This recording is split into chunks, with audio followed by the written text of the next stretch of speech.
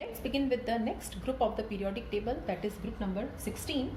The members are oxygen, sulfur, selenium, tellurium and polonium. Now the polonium is radioactive, the last member. Oxygen and sulfur are well known to us. Since the representative member of this group is oxygen, it is also known as oxygen family, and these members are also known as chalcogens. Chalcogen is the Greek word for brass, and it points to the association of sulfur and its sulfur with copper. Since most of the copper minerals contain oxygen and sulfur, they are oxides or sulfide. So this group members are known as chalcogens. Now let's discuss the occurrence. Okay, now oxygen is present in the earth atmosphere.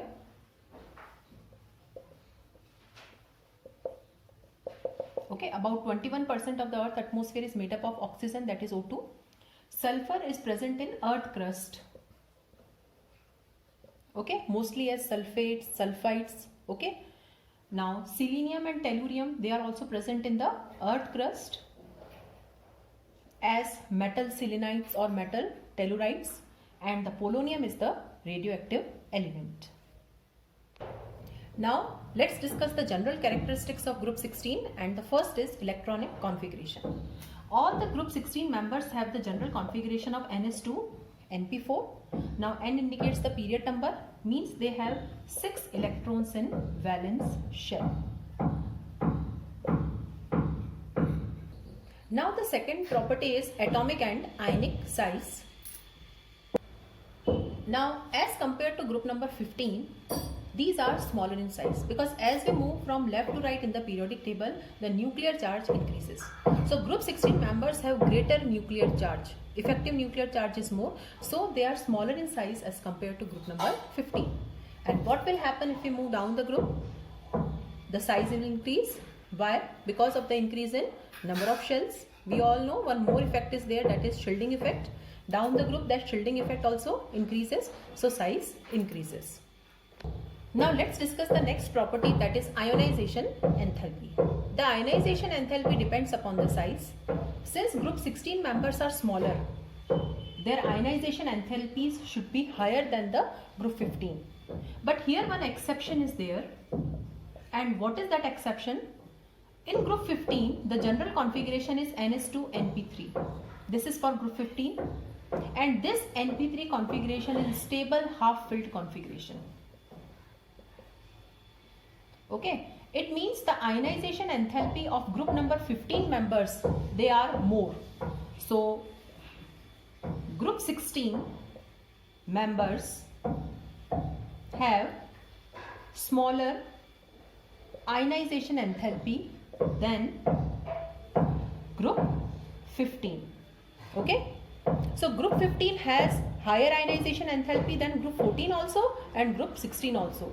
So we all know that the ionization enthalpy of nitrogen is greater than oxygen. This is the exception that we learnt in 11th class also. Despite being small in size, oxygen is smaller in size than nitrogen, but then also its ionization enthalpy is less because nitrogen has a stable half-filled configuration. What will happen if we move down the group? Now down the group, size increases, and since size increase, the ionization enthalpy will decrease. Okay, so in the group no exception is there. So oxygen has the highest ionization enthalpy and tellurium has the lowest ionization enthalpy. Now the next physical property that we have to discuss is electron gain enthalpy. Now what is electron gain enthalpy? Suppose this is the atom, this is the nucleus, and we have to add electron. So the minimum amount of energy released when the electron is added to the isolated gaseous atom to form gaseous anion. Now the magnitude of electron gain enthalpy depends on several factors, and one important factor is size. If the size of atom is small, okay, suppose this is small atom, this is big atom, okay, now the incoming electron will feel more attraction here as compared to the big sized element. So here more attraction is there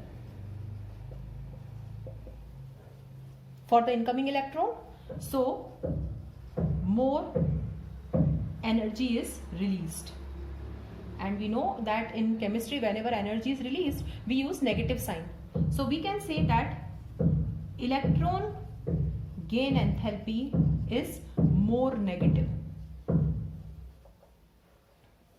Okay, so here it will be more negative and here it will be less negative. So smaller is the size of atom, or we can say that as we move from left to right, the size of atom decreases. The incoming electron will feel more attraction and more energy will be released. So left to right, this electron gain enthalpy becomes more and more negative. So as compared to group number 15, group 16 elements have more tendency to gain electron. The electron gain enthalpy is more negative. Now let's discuss what happens when we move down the group. Now when we are moving down the group, okay, what happens? Size increases. Okay, now if the size increases, the tendency to attract the electron will decrease, or we can say that incoming electron will feel less attraction, and if attraction is less, electron gain enthalpy is less negative. Okay, means oxygen should have the highest tendency to gain electron and tellurium has the lowest tendency to gain electron. But now here one exception is there. And what is that exception? This we have learnt in 11th class also. The exception says that the electron gain enthalpy of sulfur is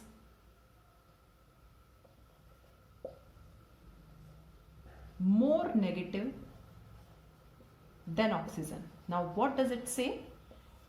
This says that as compared to oxygen, sulfur will gain the electron more readily. Sulfur is not small, sulfur is bigger in size than oxygen. But despite being larger in size, the sulfur is having greater tendency to accept the electron as compared to the oxygen. So this is an important board question also. The electron gain enthalpy of oxygen is less negative than sulfur, or the electron gain enthalpy of sulfur is more negative than oxygen. Now what is the reason? How we can explain this? The reason is oxygen is small in size, okay,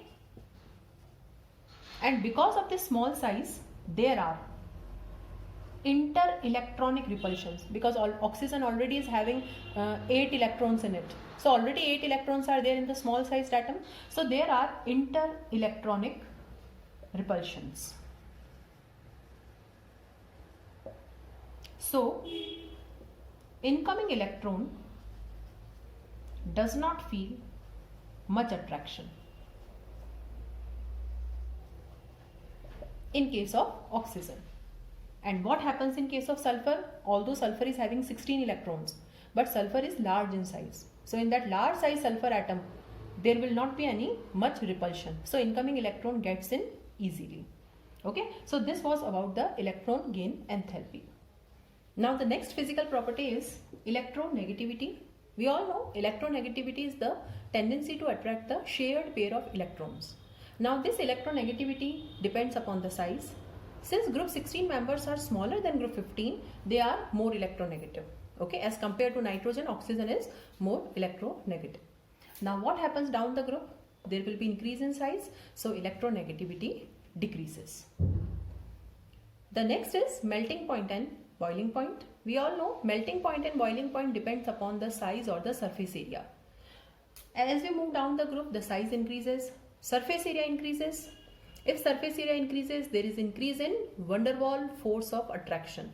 So melting point and boiling point will increase. Now the next is metallic character. Now you can observe this thing, that as we are moving towards the right side of the periodic table, the non-metallic character is increasing.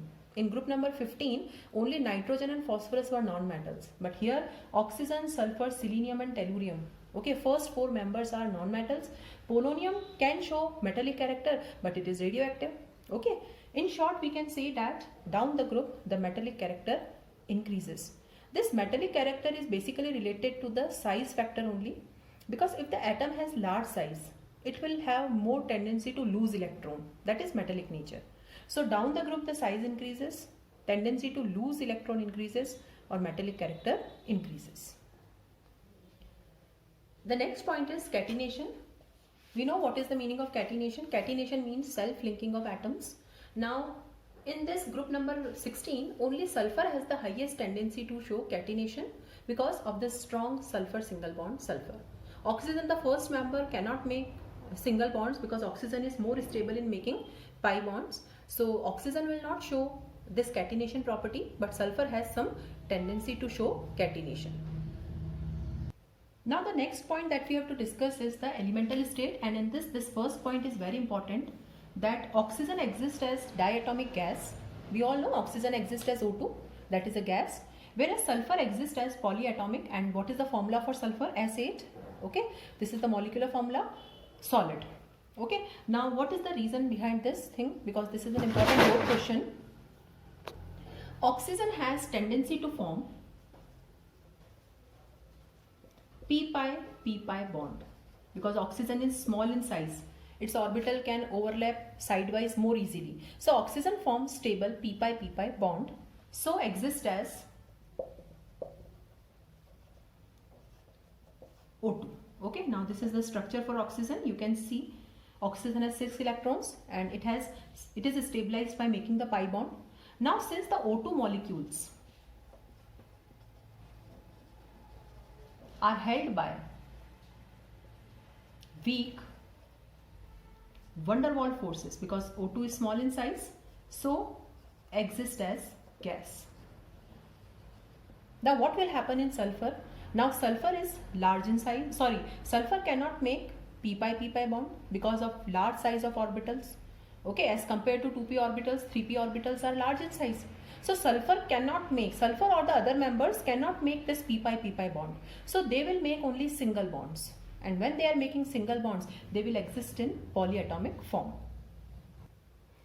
So sulfur cannot make p-pi bond, so it makes single bond and exists as S8. Okay, this is the structure for sulfur. This structure is known as puckered ring structure.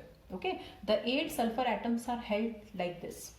Okay, now you can see each sulfur atom is making 2 bonds, but these 2 bonds are not pi bonds. These are sigma or the single bonds. And here also oxygen is making 2 bonds, but one of the bond is pi bond. Okay, and since the size is large now, the van der Waals forces will be more, so sulfur exists as solid.